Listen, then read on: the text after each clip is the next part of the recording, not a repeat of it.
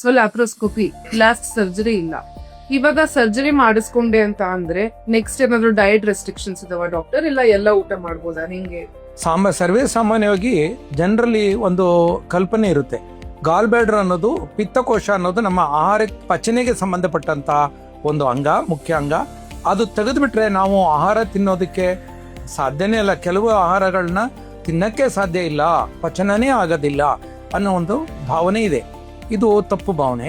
ಈಗ ಹೇಳ್ಬೇಕಪ್ಪ ಅಂತಂದ್ರೆ ಪಿತ್ತಕೋಶದಲ್ಲಿ ತೊಂದರೆ ಆಗಕ್ಕೆ ಶುರು ಆದಾಗ ಕೆಲವು ಪದಾರ್ಥಗಳನ್ನ ತಿಂದ್ರೆ ನೋವು ಬರ್ತಾ ಇರುತ್ತೆ. ಅಂತ ಪೇಷಂಟ್ಗಳಲ್ಲಿ ಗಾಲ್ ಬ್ಯಾಡರ್ ಆಪರೇಷನ್ ಮಾಡಿದ ನಂತರ ಅದೇ ಆಹಾರ ಸೇವನೆ ಮಾಡಿದಾಗ ನೋವು ಬರೋದಿಲ್ಲ.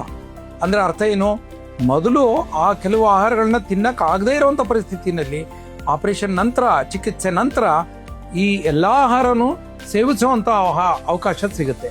ಸೊ ಎಕ್ಸಾಕ್ಟ್ಲಿ ಆಪೋಸಿಟ್, ಅಂದ್ರೆ ಅವರು ಏನು ತಲೆಯಲ್ಲಿ ಭ್ರಮಿಸಿಕೊಂಡಿದ್ದಾರೆ ಅದಕ್ಕೆ ವಿರುದ್ಧವಾಗಿ ನಿಜ ಸ್ಥಿತಿ ಇದೆ ಅನ್ನೋದನ್ನ ಹೇಳಬೇಕು.